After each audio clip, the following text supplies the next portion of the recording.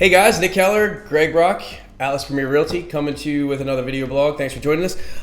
Today we actually wanted to talk to you guys about strategies and tactics that a buyer can use to buy a house with little to no money out of pocket. So this has come up a good bit lately, and I think it's important to delineate what cash requirement is at closing, because the strategies are different. So cash requirement and closing are comprised of two things. Your down payment. Down payment is going to be your investment into the purchase unless you're eligible for 100% financing. Right.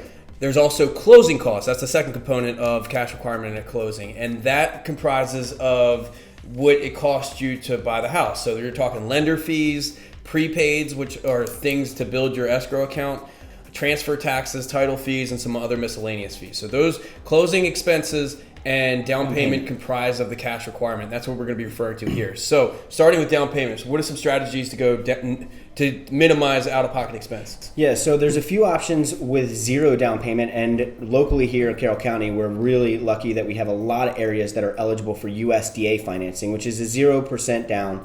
And there are some requirements on eligibility, but in general, check with your lender, find out if you're eligible, and we'll let you know if the property you're interested in. Right, so the property's got to be eligible, and you have to be eligible. Correct.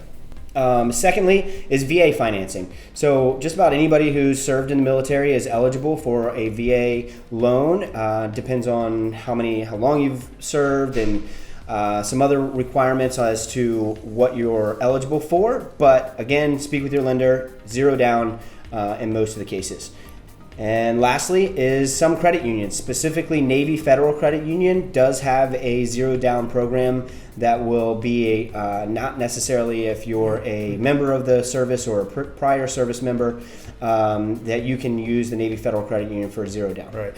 So those are loan programs that have zero down payment options, but you have to be eligible for it in some case the property. Right. So there's other ones that are low down payment options. Those include FHA, which has become kind of the most popular among first-time home buyers because it's the least amount of out of pocket.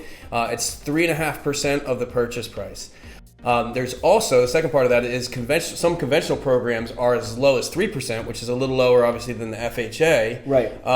But more often than not, we're seeing 5% down. So those are your two low down payment options if you don't qualify for the 0%.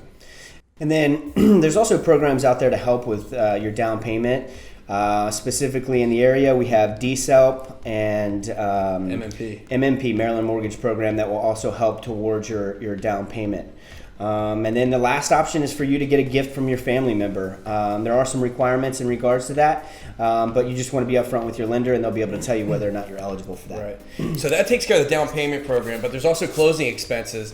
And so there's other ways to go. There's other strategies and tactics to go about trying to mitigate or offset or do away with them completely. The first one is some federal, state, and county assistance programs. So much like the down payment assistance programs, there's programs out there that will help you with closing costs. Then, just like we said, you have an option for a gift for a family member that can either cover part of your down payment or part of your closing costs. Just have to talk with your lender if you're eligible. Yep. And the next one is tactful negotiation. So this is probably the most prevalent one, probably the easiest one to do. This is just based on your real estate agent's ability to negotiate closing expenses being paid for by the seller of the house that you're buying. So again, that's probably the lowest hanging fruit of this bunch. Yep. And then the last one here is just a strategy to lower your cost to actual closing. If you close near the end of the month, you're not going to be paying as much in prepaid interest because the mortgage company is always going to collect mortgage mortgage interest through the end of the month. Through the end of the month at closing. So if you close at the 29th and there's only 30 days, you're only essentially paying for 2 days of interest. So that's just one tact to lower those just expenses. Without even asking for anything. Exactly. Right. So it's important that you seek the right guidance to help you kind of work through these things, because it's going to take either some tactful negotiation or just some general knowledge to help get you in the right direction, on the right path to see what works best for you. So we're always here to help. So if you have any questions with this topic and how to get into a house with little to no money down, please feel free to reach out to us. If you'd like to see a topic covered in a future video, let us know. Always appreciate the support. Yep. See you next time. Thanks a lot.